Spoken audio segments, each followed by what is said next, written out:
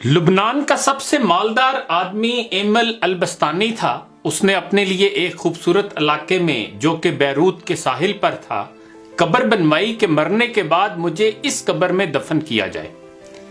اس کے پاس اپنا ذاتی جہاز تھا اور جب دھماکہ ہوا تو وہ جہاز سمیت سمندر میں ڈوب گیا۔ لاکھوں ڈالر خرچ کرنے کے بعد اس کے جہاز کا پتہ تو چل گیا لیکن لاش نہیں ملی جسے اس قبر میں دفن کیا جائے جو اس نے اپنے لیے بنوائی تھی۔ برطانیہ کا ایک بہت زیادہ مالدار آدمی ایک یہودی روت تشلر تھا۔ وہ اتنا دولت مند تھا کہ کبھی کبھی حکومت اس سے قرض لیتی تھی۔ اس نے اپنے عظیم الشان محل میں ایک کمرہ اپنی دولت رکھنے کے لیے مختص کیا تھا جو کہ ہر وقت سیم و زر سے بھرا رہتا تھا۔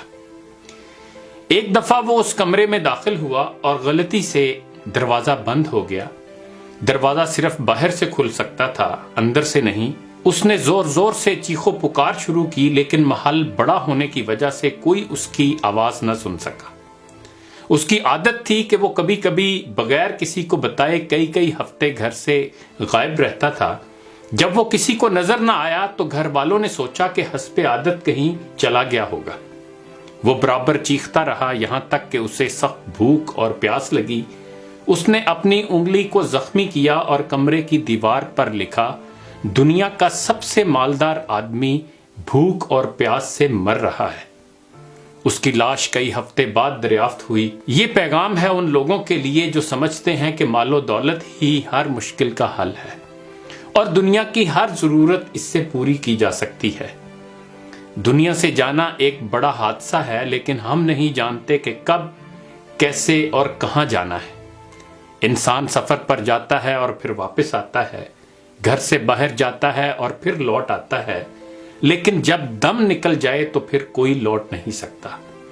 مبارکباد کے قابل ہیں وہ لوگ جو کسی پر ظلم نہیں کرتے، نہ کسی سے نفرت کرتے ہیں، نہ کسی کا دل توڑتے ہیں اور نہ اپنے آپ کو کسی سے برتر سمجھتے ہیں، اس لیے کہ سب کو جانا ہے۔ ایک آدمی ٹیکسی میں بیٹھا تو دیکھا کہ ڈرائیور قرآن سن رہا ہے۔ اس نے پوچھا، کیا کوئی آدمی مر گیا ہے؟ اس ٹیکسی ڈرائیور نے جواب میں کہا کہ ہاں، ہمارے دل مر چکے ہیں۔ قیدی اس لیے قرآن مانگتا ہے کہ قید تنہائی میں اس کا ساتھی بنے۔ مریض ہسپتال میں اس لیے قرآن مانگتا ہے تاکہ اللہ اس کے مرض کو دور کرے، اور مردہ قبر میں تمنا کرے گا کاش میں قرآن پڑھتا تو آج قرآن قبر میں میرا غم خوار ہوتا۔ آج نہ ہم قیدی ہیں، نہ مریض ہیں اور نہ مرے ہوئے ہیں کہ قبر میں قرآن کی تمنا کریں۔ قرآن آج ہمارے ہاتھوں میں ہے، آنکھوں کے سامنے ہے، تو کیا ہمیں اس بات کا انتظار ہے کہ ہم ان مصیبتوں میں سے کسی ایک مصیبت میں گرفتار ہو جائیں اور پھر قرآن کو طلب کریں؟ ابھی وقت ہے۔ آئیے دعا کریں کہ اے اللہ قرآن کو ہمارے دلوں کی بہار، ہمارے سینوں کا نور، ہمارے عیوب کا پردہ پوش، ہمارے نفوس کا مددگار، ہماری قبر کا ساتھی اور روز محشر میں ہمارا سفارشی بنا دیجئے۔